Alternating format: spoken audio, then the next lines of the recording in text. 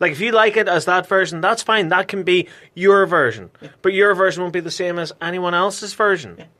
So, enjoy what you enjoy. Leave it be. But yeah, so we've got a new teaser for that. It's coming back in January. We've got our first 2 teasers for the Elseworlds crossover as well. Yes, we did. Have you seen those? Yes, I have. So simple but so effective. Yep. Oliver is Barry, Barry is Oliver. I'm in. Yep. Can't wait for this. Absolutely. What were you on air at the time that I was discussing the fan-made posters for Elseworlds? No. Where one was... Because obviously they did the whole thing where Barry Allen is the Green Arrow. Yeah. And Oliver Queen is the Flash. Yeah.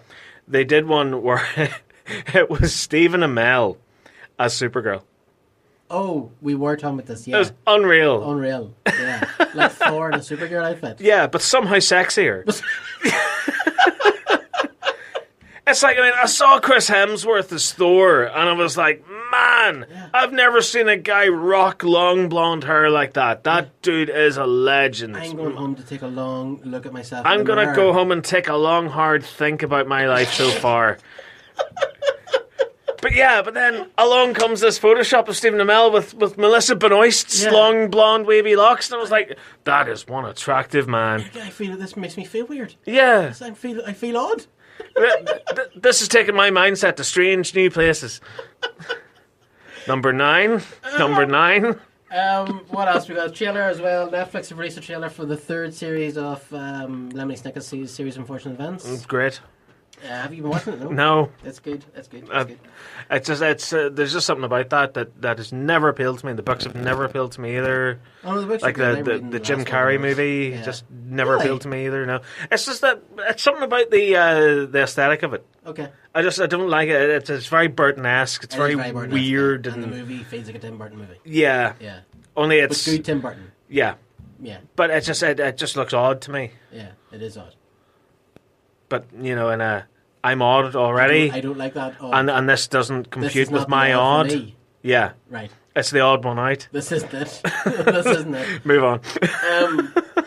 Yeah, talking about Netflix, I was reading somewhere, apparently Netflix is 26 million or something, or 2.6 billion or something in debt. Right, how's that happen? I don't know. Apparently their business Probably model... greenlighting every single idea under the sun. Their business model allows for this, that they will always be in debt, and like in serious debt or something. I don't know. But I was reading something on that saying apparently the business model is ludicrous for it. Right. I'm sorry, how does that work? Because even when I did basic GCSE business studies, I was told eventually you'll have to break even and make a profit for your business to be successful. I'm going to be 26 million in debt. That's a winner. Constantly. Pretty sure it's not.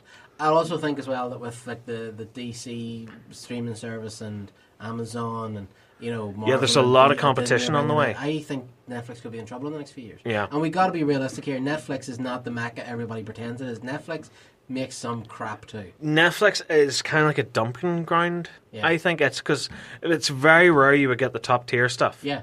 On Netflix. A lot of it seems to be trash. I was reading somewhere apparently ABC's Agents of S.H.I.E.L.D.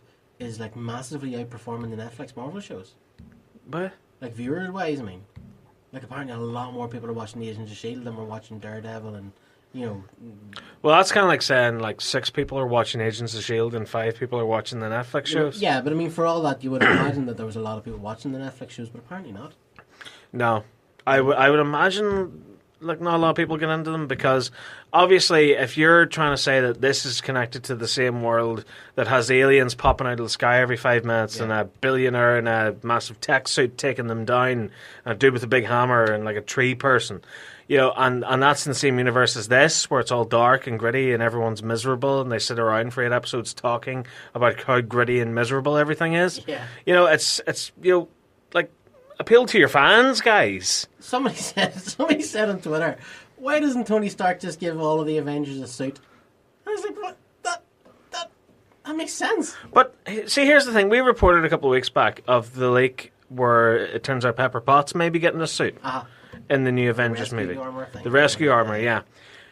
Remember that movie, Iron Man 3? Yeah, where he had a whole pile of suits in the basement. And he blew them up.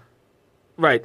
Who were they for? Were they all for him? Yeah. Why didn't he make one for Thor? Why didn't he make one for Hulk? Why didn't he make one for Scarlet Witch, why didn't make one for Pepper? Yeah. What? I know. It still to this day bothers me. The only person he's given a suit to is Rhodey and Pepper. Yeah, and even then, Rhodey had to take it off him by force. Take it off him. Yeah. And, I suppose, Spider-Man. But... Well, technically, that's not really a suit. That always annoyed me at the end of Iron Man 3 when he blew all the suits. Yeah. That doesn't make any sense. And then he retired, and he got the thing out of his chest and all. Yeah. Next Avengers movie, boom, he's back as if nothing happened. Yeah, he's Iron Man again, and nobody's going to say anything. And then they had to retcon it all later on whenever they got some decent writers in. Yeah. It didn't make any sense. That did not make any sense at all to me. No. Blowing up. I know, I understand he's becoming obsessive with everything else, but it's like, I'll turn my phone off when I'm at the dinner table. You know, I'll just stop making Iron Man suits for a while. Yeah. You know, but we'll keep them there for the next time the aliens invade. But yeah, because again, another point of that movie that doesn't make any sense is that after the events of the Avengers, he's shell-shocked. He's traumatized. Yeah. So that's why he goes into default mode, which is build a whole army of suits that can protect us all. So he does that. He uses them once to stop a bunch of lava-infused bad guys who make a mockery of those suits. Yeah. Like, they're chopping them in half. Like, Guy Pearce is there slicing armor suits in half as though they're nothing. Yeah. I mean, what? I know. Like, these are suits that have taken on high-powered impact shots from tanks, that have taken on alien weapons, that has flown through a wormhole to the other side of space with a nuke. And yet this dude with lava hands can chop them in half, like left, right, and center. That sounds like, you know, like if you're buying an action figure with lava hands action. With karate chop lava hands. Karate chop lava hands. Yeah. But like that's what Guy Pearce was. He was essentially like a 90s wrestler figure. You know? Lava hand attack. Yeah, so and like you press the button on his chest, and like the wee LED lights up his tattoos and all. Yeah, and lights up his arm and his eyes. Yeah, so he has like the glass hole on top of his head. Oh yeah, so like when the sun shines through it, like the eyes go up. Yeah. Oh, he's got lava vision, so like he's got like the little thing in the back of the head, so you look through it and it's, like you can see his lava vision. You know. Yeah. Sorry, I'm describing some of my favorite toys when I was a kid now. Yeah. But. Yeah, like, what? Yeah, so, yeah, and that gets to the point where you're at Avengers Age of Ultron. What is Tony's plan? Build a suit of armor around the world. Yeah. And then he ends up making Ultron. Yeah. But, I mean, like, it still doesn't make any sense because, like, didn't he make, like, a load of drone Iron Men at the start of Avengers? But Ultron was just like, oh, I love those. Yeah, but isn't that, in theory, the same idea as the suit idea from Iron Man 3, and he blew all them up, and then I've gone cross-eyed now. Yeah, because at least in Iron Man 3, the suits had to have somebody in them to make trouble. Well, no, like, they could still move around and stuff. That wasn't his command, I suppose, yeah. No, it's exactly the same thing. It's the exact same thing. The only difference is with these ones in that Avengers movie, you couldn't get inside them. They were just, like, robots. Yeah, it's exactly the same thing, actually. But, yeah, so it's exactly the same thing. Also... just how much money has Tony Stark got? Billions. I know, but seriously, like, just how much money? Because he built hundreds of suits. Well, again, another thing in the Marvel X-Files is... so Tony Stark made his fortune, and his family made the fortune on weapons. But in the first Iron Man movie, he stops making weapons. Yeah. What does Stark Industries make now? Yeah, exactly. Well, what are the... well, it must be about... it's about energy, isn't it? It's clean energy. What? Isn't that what it was? It's never been established. I think he said in Avengers that's what he was moving into. What? Right. Yeah, I don't know. Still, Avengers 4 is coming out. So yeah, I can't wait. Captain Marvel, that's coming out. Ah, best movie. CGI Nick Fury. Awesome. Best movie of the year. Yeah, and so progressive. Spider-Man Far From Home's coming out. Yes, it is, yeah. And then after that, he'll be clearing off back to Sony. Yeah, and then it'll be Spider-Man 2, Lost in New York. Mauve, what are you doing, Mauve? Right, okay, so the other big news, Cassian Andor. Yeah, your boy from Rogue One. Getting his own series, bro! Brilliant, I can't wait. Yeah, I don't know, you being sarcastic, I can't even tell anymore. I am being so sarcastic. Yeah. I'm so done. I know. I mean, just when you think Disney have learned it. Right, okay, so let me get this straight. So Disney have currently canned what could have been an awesome Obi-Wan Kenobi standalone movie. And instead of giving us that, they're giving us Cassian Andor, the early years. Yeah. And Loki. Good God, why? And Scarlet Witch is getting her own TV show. What do you call him's going to be in that? The Phantom. What do you call him? The Scarlet Witch Power Hour. Her boyfriend, the robot guy. Oh, Vision. Vision. Yeah, he's going to be in it too. It's Scarviz in HD. Having said that, a Winter Soldier and Falcon TV series could be a lot of fun. Yeah. If they have that banter that they had in Civil War. You know what they say, too much of a great thing makes for an awesome TV series. Possibly. Having said that, has to be the build-up to who gets the shield for the next Captain America, doesn't it? It's gotta be Winter Soldier. Hasn't it? It's gotta be. I mean, it was the same in the comics, and and I actually went back and watched them to make sure that this was viable. In all 3 Captain America movies, there is at least one instance where Bucky holds the shield and uses it. It happens in the first movie on the train before he's quote-unquote killed. Oh, that's right. It happens in the second movie in that infamous scene where he catches the shield and holds it up. And he uses it in the third movie in the fight against Iron Man. That's right.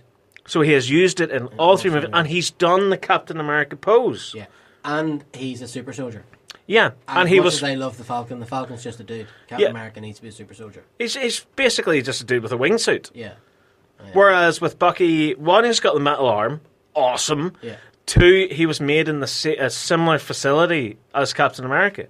Yeah. Because that's when Dr. Erskine or whoever it was... Who'd Toby Jones play in that movie? Evil Scientist number 4. Yeah. He was... Screen guy. Yeah, him. So he was trying to replicate Erskine's formula. And that's how Winter Soldier came about. So it would make sense. They would both be on the same level. Yeah, I mean, it has to be him. But then again, I suppose you could always get a super serum or something. I don't know. Sebastian Stan, man. But Sebastian Cassian Andor. I don't know. Care. You don't care. Yeah, it just seems to be that sort of there's so much coming out that it's hard to really care about. Yeah, but